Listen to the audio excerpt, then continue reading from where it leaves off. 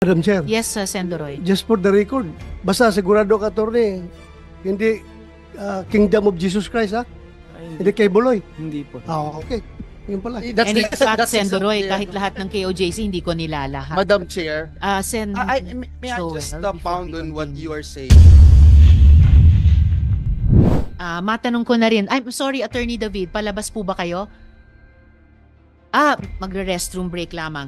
Sige, pagbalik nyo, gusto ko po kayong matanong. So, unahin ko na siguro si Attorney Galicia. Nako, pero pagbalik ni Attorney David, may uulitin ako kasi meron akong gustong marinig nyo po sanang dalawa. But it's okay, uulitin ko mamaya. So, Attorney Galicia, naasahan ko po na pareho kayo ni Attorney David familiar dun sa Canon 2, Section 11 ng Code of Professional Responsibility and Accountability for Lawyers. Nagpo-provide po yon na, quote, "A lawyer shall not make false representations or statements. A lawyer shall be liable for any material damage caused by such false representations or statements," close quote. Dagdag dun po sa kaso ng Regala versus Sandigan Bayan, GR numbers 105938 at 108113, decided noong September 20, 1996, quote, "The Supreme Court ruled that," quote, "it is not within the professional character of a lawyer to give advice on the commission of a crime," close quote. Nag-agree po ba kayo sa prinsipyong ito, Attorney Galicia? Yes, Madam Chair. Alright.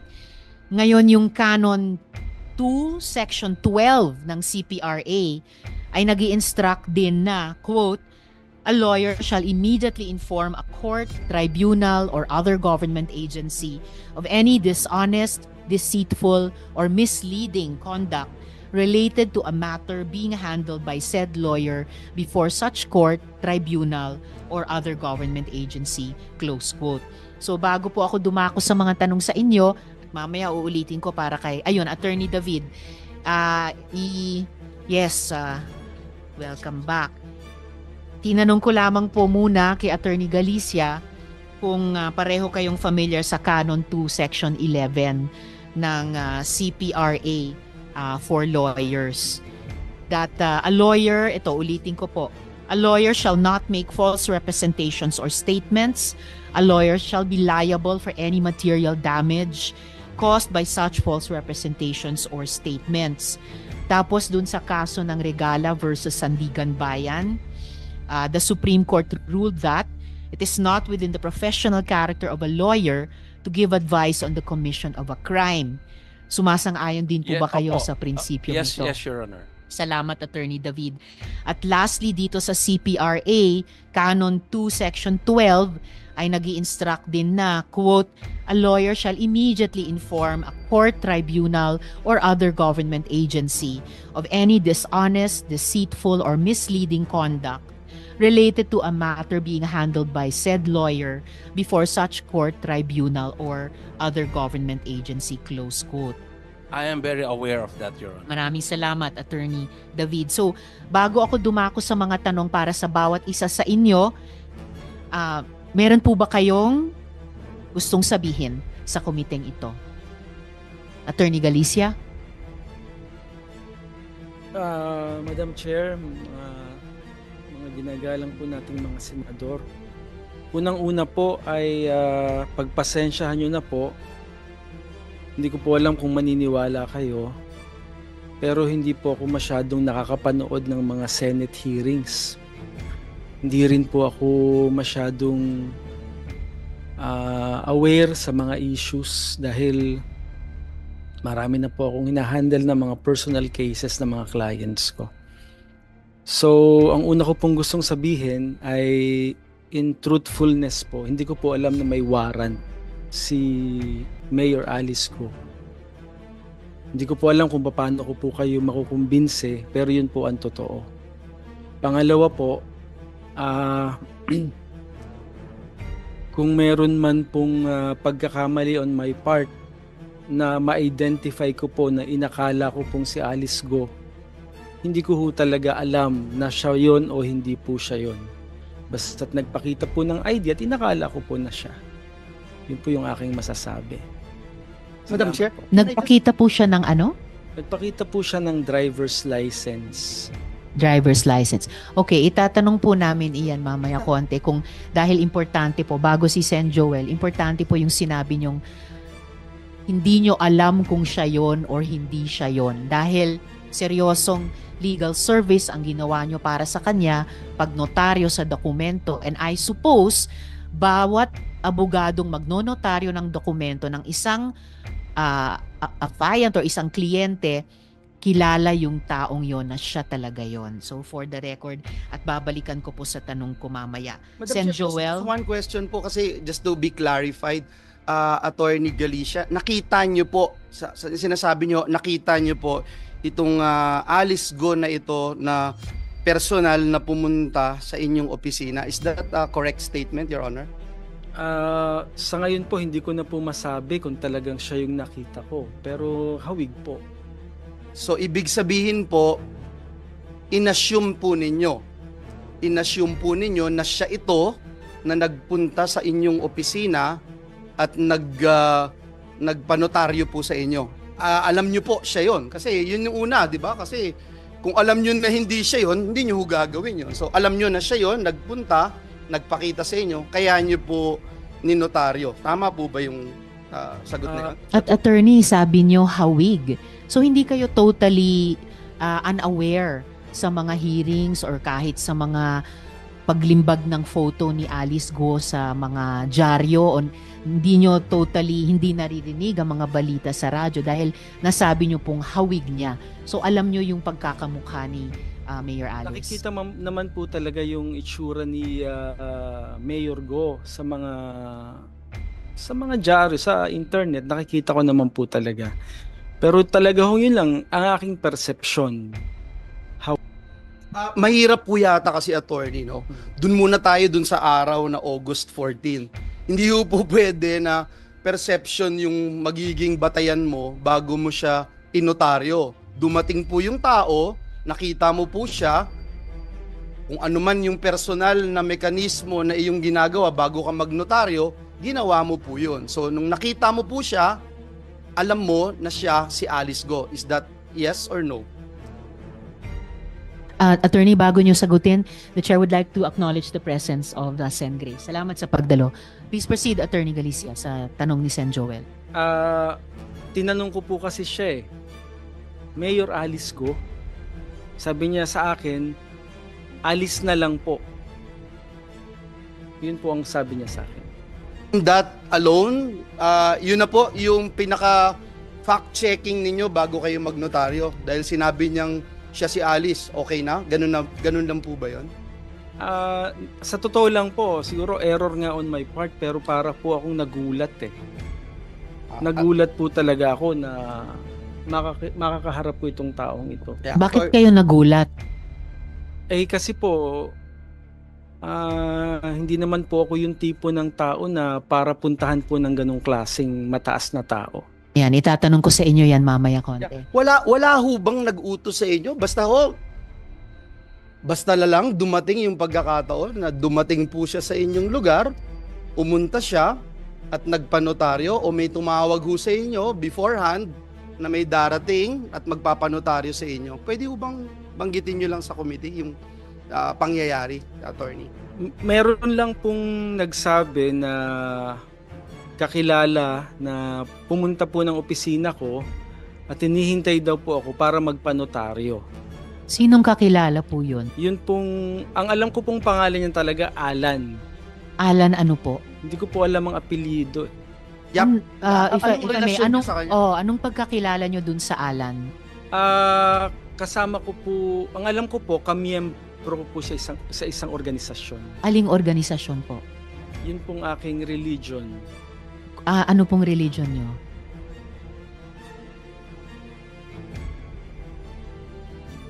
If you may. Pwede ko ba bang hindi sagutin? So, kasama nyo po sa isang relihiyon, si Sir Alan. Opo. Pero hindi nyo alam ang kanilang apelyido. Hindi ko po alam ang apelyido. Okay. So base po doon sa pagkakakilala nyo kay Alan, yun po yung dahilan kung bakit nyo in-entertain si Alice doon sa inyong opisina. Ang wala ho talaga akong alam na magpapanotaryo po siya ng kung sino. Ang sabi lang po ay magpapanotaryo daw. At saka kanina po, attorney, tinanong ni Sen Joel yung tungkol nga dun sa pagpapanotaryo nung Alice Guo sa opisina nyo. Pero actually, hindi sa loob ng opisina nyo, di ba? Dun lang siya sa sasakyan niya, yung Opo. Alice Di Umano na yon. Opo, dun lang. Regular ba kayong ganyang magnotaryo na hindi nyo pinapapasok sa opisina? At saka 7 p.m. Gabi na po. Gabi na po. Oh, may ganyang, parang may ganyang special consideration ba kayo sa lahat ng mga kliyente nyo na pag magpapanotaryo, okay lang kahit gabi na, past office hours, tapos hindi papasok sa opisina nyo at dun lang nasa sasakyan niya? Actually po, parang nahiya po ako na pababain at paakyatin pa sa opisina ko eh. Kasi ang perception ko nga po, siya si Mayor Go. Bakit naman kayo mahihiya? Kami pong lahat na nagtatrabaho sa gobyerno, bababa kami sa sasakyan, aakyat sa opisina dahil meron kaming hinihinging serbisyo sa inyo bilang mga profesional. Tama Baka na starstruck kayo masyado kay Malamang Alice po po. eh. Talaga pong nagulat po talaga. Your Honor, Madam Chair, Sen. Joel. sabi niyo po, hindi niyo kilala, hindi kayo nanonood, pero ngayon nahiyaho kayo na pababain siya doon sa sasakyan. Gabi na ho yun, Attorney Galicia. Attorney Galicia, yung pong inyong ninotaryo nakalagay po doon sa notaryo, Madam Chair, and I hope we can put it into the records of this committee. Ang nakalagay po doon, yung pong mga salitang subscribed and sworn before me. Uulitin ko po, subscribed and sworn before me.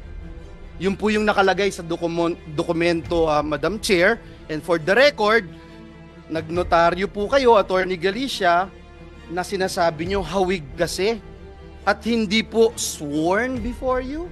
Parang magkaiba po yun, Attorney. Mag-interject si Sen. Sherwin. Actually, sunod na nakalista pagkatapos ng chair sa order of questioning at pinaka-pasensyosong naghintay. Tanong kay Attorney Galicia rin.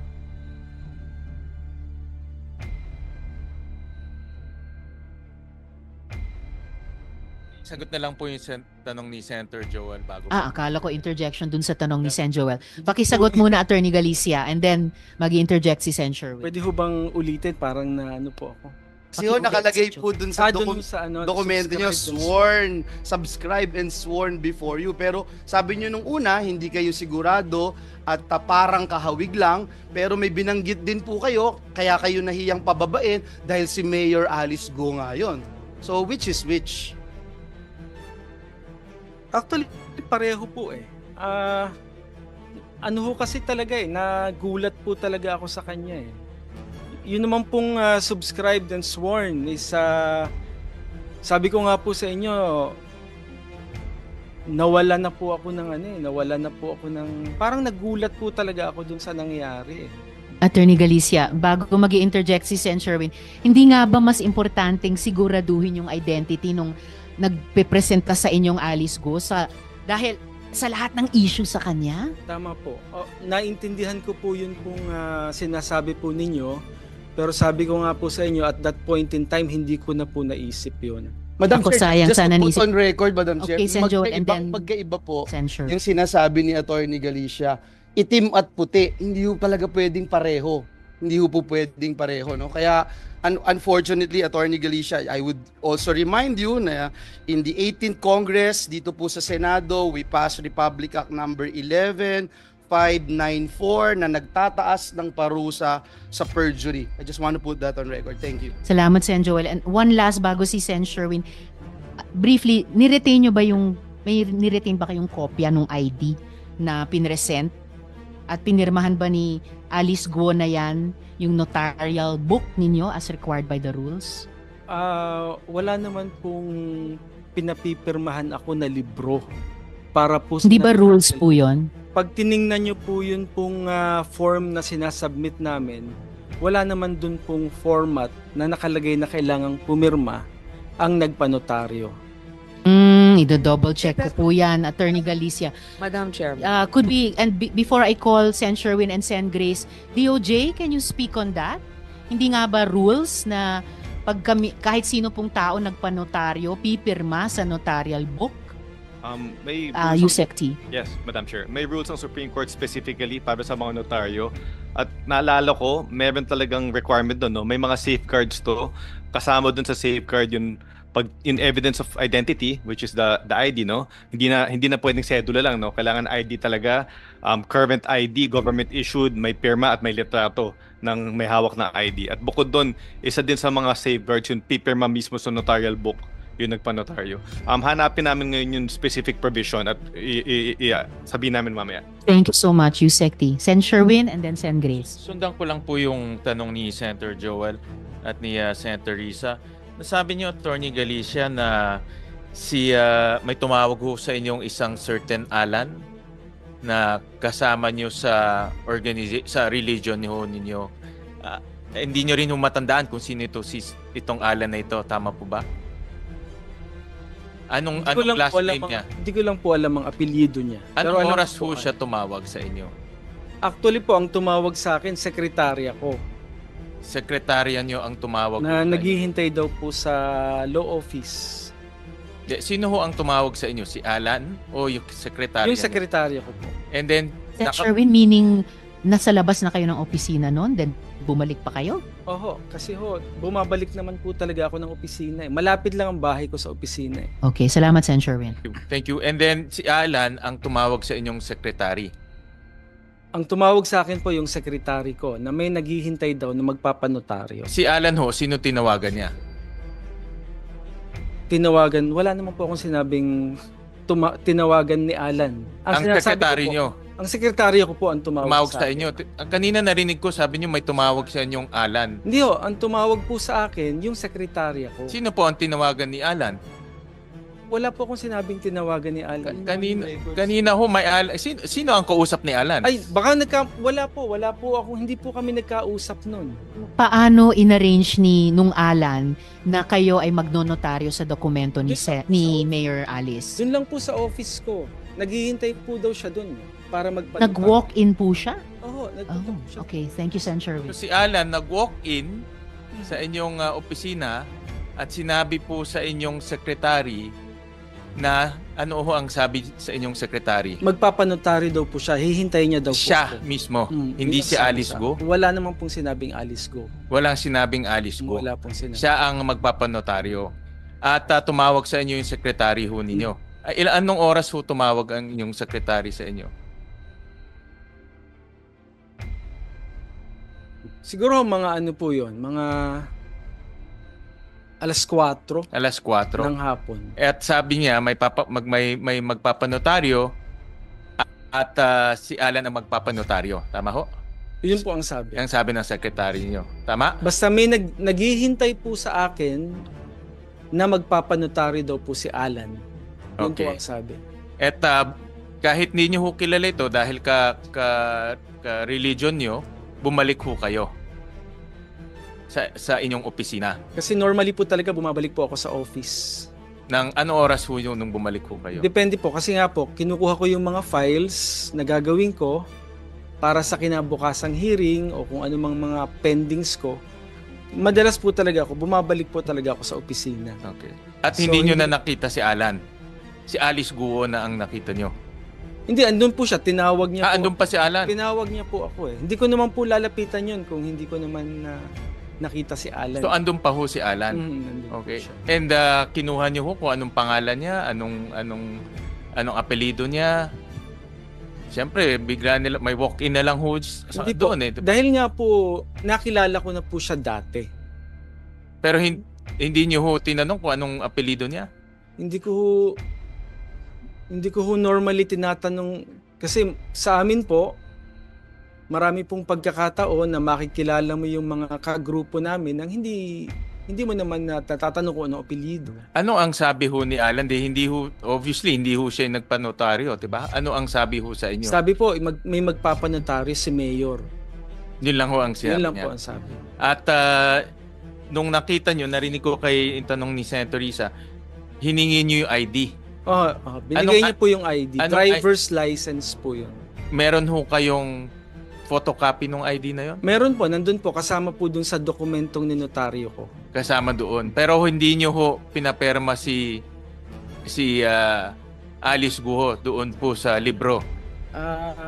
Hindi ko po napapirma sa libro kasi ang alam ko po talaga sa form na sinasubmit ko sa notarial section, wala naman po dong form portion na kailangang papirmahin po yung nagpapanotaryo. Dala nyo ba yung Xerox copy ng ID ni Alice Guo? Wala po akong dala eh. Pwede nyo ba hong sabihin sa inyong secretary na picturean at padala ho dito? Para para po Sige makita ho natin Sige, ngayon. papadala ko po. Oo. Madam Salamat sa Sen. Sherwin. Bago ko ibigay kay Sen. Doroy, if you could begin to walk us through that meeting. Si Alice Guo ba ang mismong nag-abot sa inyo ng mga dokumentong panonotaryo niya? Si Alan po ang nagbigay sa akin nun. Okay, so yung Alice Guo nandun sa sasakyan, binigay niya yung dokumento kay Alan, binigay nung Alan sa inyo. Okay, and then, so paano nakapanumpa yung Alice Guo? Hindi na po siya nanumpa sa akin. Sir, attorney, lahat po kami, pag magpapanotaryo, kailangan po kaming manunumpa. So, hindi na nga po siya pumirma sa notarial book, hindi pa siya nakapanumpa. Okay, pagkatapos inabot nung Alan sa inyo, yung mga dokumento, pumasok kayo sa opisina nyo para inotaryo, tama po? And then, lumabas kayo ulit para ibigay sa kanya yung notaryadong dokumento na, tama po? Hindi na po ako bumaba kasi may mga ginawa na po ako dun sa office ko. Hindi ko na po alam kung anong nangyari. So, paanong nakarating mula sa inyo dun sa Alice Guo? Yung Kinuha notarized po ni doc- Alan. yung Alan ang sumama sa inyong umakyat sa Umakyat opisina. ako. Siya na po yung nagbaba nito at you presume ibinigay dun sa Alice Guo. Patawag Okay natin po. si Alan. Yes, madam. Yes, Sen. Grace, we will do that. Just, misteryoso ako, parang masyado namang alagang-alaga nyo yung Alice Guo na iyan. Hindi naman just po. to see. Wala po akong ganong intention. Wala Okay, po well, talaga.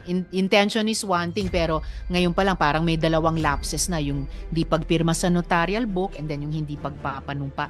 So, sorry. Madam Chair, just to put on record lang. Oo, Nilagay then I'll po- call Sen. Grace nga pala and then Sen. Doroy. Nakalagay lang po, just to put on record, doon po sa dokumento, subscribe and sworn before me.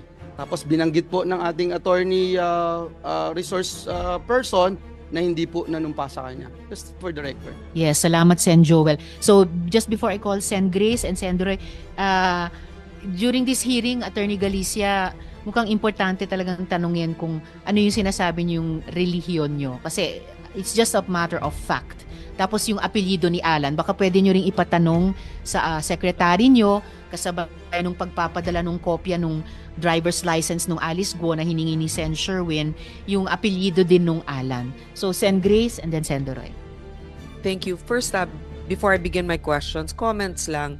Sa DOJ, kung katulad nito, nakita natin na may lapses yung ating notaryo, no? Parang hindi niya ginagawa yung tamang proseso para mag-verify. Ano ba ang penalty dyan? Nakaka-cancel ba yung pagka-notary niya o abogado pa naman? Madam Chair, may penalties po dito sa Korte Suprema. Maaari po siyang ma-subject to administrative case sa Supreme Court na isa na sa mga paksa ng kaso na yun ay ang pagkansela ng kanyang notarial register, but bukod doon, maaari din siyang humarap sa disciplinary proceedings. Kasi medyo mabigat po ang responsibilidad ng notaryo, lalong-lalo na alam na nga yung mga issues na nangyayari, pero ang dami pa rin hindi nasunod na proseso. Dinig na dinig ko sinabi ni Atty. Galicia kanina na tinawagan siya ng certain Alan. Tapos ngayon, nung sinabi na niya ngayon na dinay na niya na hindi niya alam yung last name ng Alan na tumawag sa kanya, nagbago ng statement niya na ang tumawag doon sa kanya, sekretary niya. Hindi ba halata, attorney, na umiiwas ka? Dahil kung si Alan ang tumawag sa iyo, sigurado yan, Alan de la Cruz. Lalabas yan sa cellphone mo eh. Hindi ka man mag-punbok ng first name lang. May plus name yan, Alan de la Cruz. Ngayon, nung tinanong ka kung anong family name ni Alan, nagbago ng istorya mo. Sabi mo na, ang nagtawag sa'yo, yung sekretary mo. Dinig na dinig ko, attorney, kahit na i-playback natin yung recordings dito. Sinabi mo kanina, kay yung tanong ni Senator Joel o ni Senator Risa, na may tumawag sa'yo, Alan, huwag tayong maglukuhan dito dahil nakakahiya na, puro tayo lukuhan dito. Ayusin natin ito. Attorney, you are facing a committee na nag-iimbestiga. So, are you holding on to your next second statement na hindi si Alan tumawag sa iyo? Opo, Ipe-play ko yung recording dito. hindi po talaga, Senator. In fact po, Pero sinabi mo kanina na si Alan ang tumawag sa iyo. hindi po talaga siya tumawag sa akin. Sek, Madam Chair, baka pwede natin Yes, Kung Senator baka lalabas ako ang nagsinungaling dito kahit Hindi na naman may, po. may kabingihan na ako. Comsec, para lang mapalagay ang loob naming lahat, no? Paki-provide sa amin yung portion na yun ng transcript. Yes, kung ano ang sinabi ni Attorney Galicia tungkol dun sa pagtawag nung Alan sa kanya. At saka, if I may interject, Sendore, Attorney Galicia, kanina nabanggit ko, no, importanteng malaman ano yung sinasabi mong karelihiyon. Kasi para sa akin, matter of fact lamang yun. And may information ako na pinag-uusapan na rin naman sa social media. So, mahalaga talagang itanong para hindi na pag-isipan pa o pag-usapan pa. Tsaka hindi naman ibig sabihin na endorse ng ninumang mga religious groups natin dahil iba't iba tayong relihiyon ang kung ano-anong mga gawain. O yung iba, oo. So, it's just a matter of fact. Kaya pending question ko pa rin sa inyo ngayon. Iyon, Attorney Galicia, yung sinabi nyong karelihiyon, ano bang relihiyon iyan?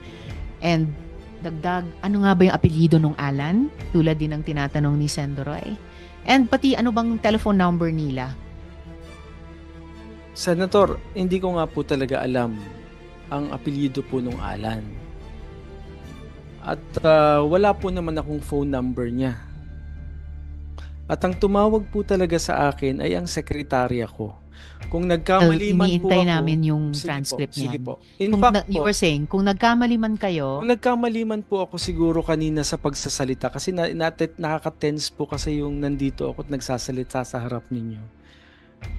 mas Hindi matitense po ako, kasi- attorney, kung hindi nyo sasabihin lahat ng totoong sagot sa aming mga tanong. Opo, pero hindi po ako nagsisinungaling.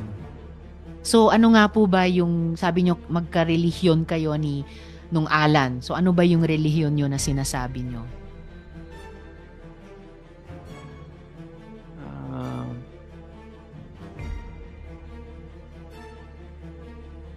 Or kung gusto nyong isulat na lang sa chair and then isasabihin ko sa mga kasamahan ko or babasahin ko ba? I mean, ako, katoliko ako. Pag ako nagkasalanan or kung gumawa ako ng krimen, hindi yun sinasang-ayunan ng simbahan at Santo Papa. Madam Chair, Yes, Sendoroy. just for the record, basta sigurado ka, attorney, hindi Kingdom of Jesus Christ, ha? ay, Hindi kay Buloy. hindi po. Okay. Yun pala. And in fact, Sendoroy, exactly- kahit lahat ng KOJC, hindi ko nilalahat. Madam Chair, Sen, may I just Joel, pound before we on what continue. you are saying? Kasi Attorney Galicia, baka kasi akalain ng lahat, kahit banggitin na po, lalo ngayon na parang nagkaroon ng lal bago banggitin yung relihiyon, wala akong kinalaman yung relihiyon na sa anumang gagawin po natin dahil sariling desisyon po natin yon. Ngayon, pag hindi nyo po sinabi rin, yun ang magiging dating kasi sa taong bayan na parang pag ganito yung relihiyon, ganito yung gagawin. Hindi po ganon. Kaya paulit-ulit po nating sinasabi yun, walang kinalaman ng anumang paniniwala o relihiyon dito dahil sa huli, ang bawat desisyon na gagawin natin, the decision we make dictates the life we live. So, yun po yun, no? Tayo yung nagdidesisyon sa bawat desisyon natin. Walang kinalaman yung relihiyon. Salamat, Madam Chair. salamat, Sen Joel. Attorney Galicia, familiar po ba kayo sa Diario Arangkada? May Opo. role ba kayo doon? Meron po. Okay, so familiar. Ano pong role nyo doon sa Dyaryo Ako po Arangkada? yung publisher nun. Okay, publisher. So, parte po talaga kayo sa Dyaryo. So, bakit yung sinasabi na di kayo updated sa balita? Hindi ba Arangkada dapat up to date? Hindi ba kino-cover ng Dyaryo Arangkada itong mga pagdinig namin tungkol kay Alice In-expect Guo? ko na po na yun po ay sasabihin po ninyo. Yes. Pero sabi ko nga po sa inyo, I'm just trying to be truthful po sa pagsasalita ko dito.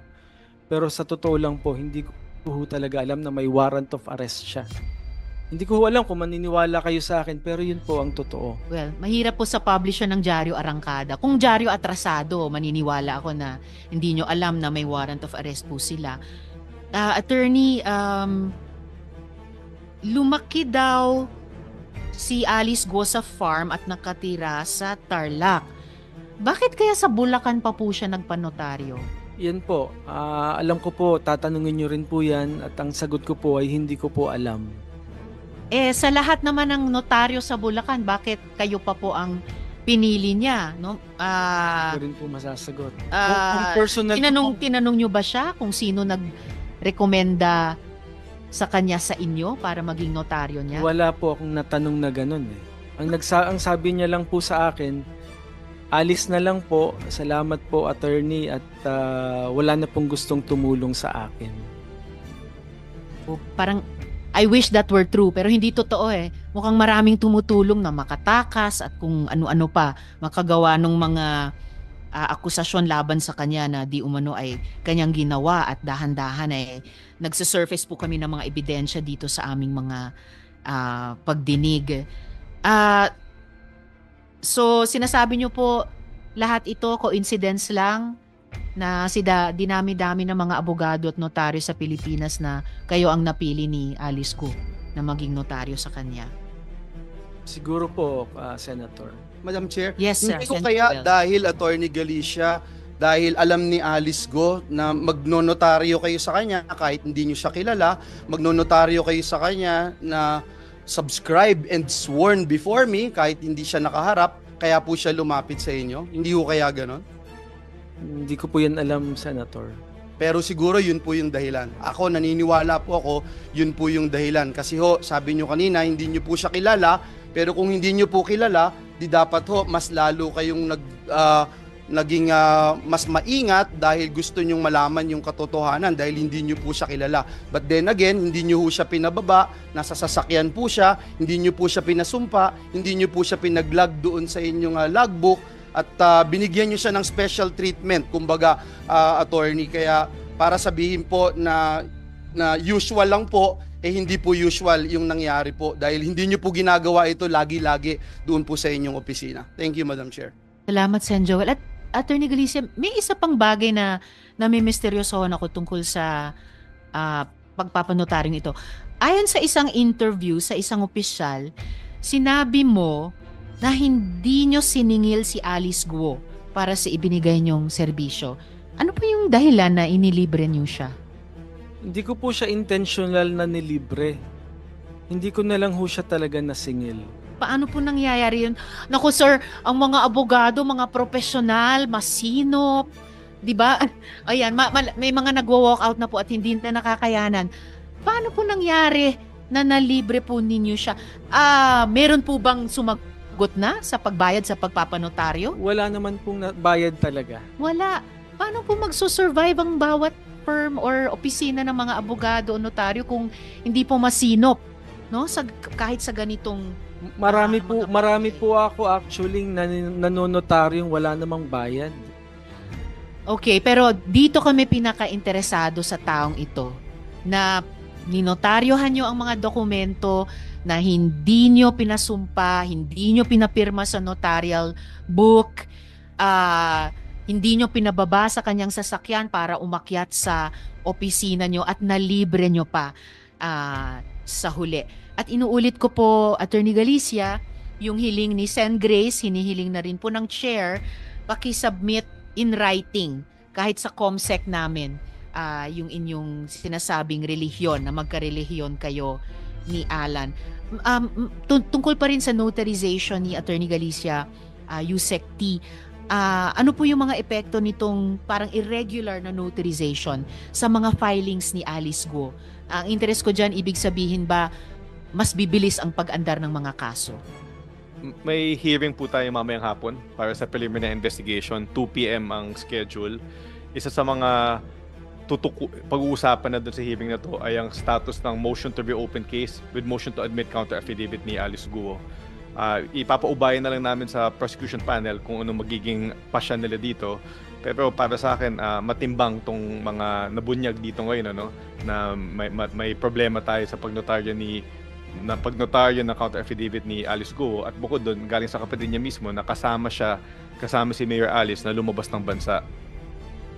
Salamat, Yusek T. Nako, 2:00 pala yun. I hope hindi nyo kailangang puntahan yon kasi okay, malapit na po kayong mahuli kung sakali. Sige, bago yung mga tanong naman para kay Attorney David, isang follow-up question kina Director Casio ng PAOK kaugnay nung ipinakita natin kanina kay Miss Sheila na passport saka stamps. Na-confirm nyo po ba ng PAOK na sina Alice at Sheila Guo ay talagang pumasok sa Kuala Lumpur noong July 18 mula sa Denpasar? Kasi ang tatak dun sa passport niya ay Sabah. So paano posibleng nasa dalawang parehong lugar sila sa Malaysia, KL at saka Sabah sa parehong araw na July 18? I am also caught unaware as to how that happened, Madam Chair. In fact, when you showed the picture, I had to confirm with my counterparts in Malaysia, and they stand by their statement that she was in Kuala Lumpur, July 18, 12:10 or thereabouts in the morning, coming from Denpasar, Bali. So, ayon sa Malaysian Immigration Authorities, 12:10 ng madaling araw, nasa KL. I am not quite sure about the specific time, but she arrived in Kuala Lumpur from Denpasar, Bali, early morning of 18. Early morning of 18 from Denpasar, Bali. And yung stamp nung pagdating niya di umano sa Sabah ay ibang oras? I was not able to take a look at the document, Madam Chair. Okay. But then again, my colleague, my counterpart in Malaysia is insisting that she presented herself in Kuala Lumpur, July 18. Okay, so kailangan nating at least dalawang bagay, siguruhin anong oras siya di umano dumating sa Sabah. And pangalawa, kung parehong oras na nasa KL siya or masyadong magkalapit na oras, bukod sa pagtatanong kanina sa NBI kung may doppelganger or look-alike si Alice Guo, don't tell me, itatanungin pa natin kung may look-alike o doppelganger si Miss Sheila. So, mga tanong naman kay Attorney David. Attorney, sa mga statements nyo sa media, binanggit nyo na nag-exchange kayo ng mga recent calls at maraming recent calls kay Alice Guo. Saan po kayo nagtatawagan? Sa internet, iba-iba. Sa internet. So, pero sa mga internet calls iyon, may area code po ba na number ng ginagamit niya? Wala po eh. Wala. So, hindi ko maitatanong kung mula sa Pilipinas ba siya tumatawag na +63 ang country code. Merong ibang identifying numbers po ba dun sa internet calls nila sa inyo? Pwede mo ma-check para sigurado? Paki-check. Actually, it's good you ask that kasi itatanong ko talaga kung sino ang provider? Globe Smart dito? Sino po ba ang internet service provider dun sa internet calls nyo ni Mayor Alice? Yeah, wala pong number. Walang identifying numbers. Sinong ISP nyo para dun sa internet calls? Ano po yung ISP? Internet service provider. Sinong internet service provider ninyo sa calls na yun? Globe po ako eh. Globe po kayo. Alright. At may proof po kayo sa mga alleged calls na ito at handa ba kayong isubmit yung mga calls na ito sa komite? The alleged number, of course, will be treated Gusto ko rin po, confidential. pero meron po kasi akong lawyer-client privilege. At I hope you understand na may oath po ako to maintain the whatever information na binigay sa akin. Okay. Anong app ang gamit ninyo?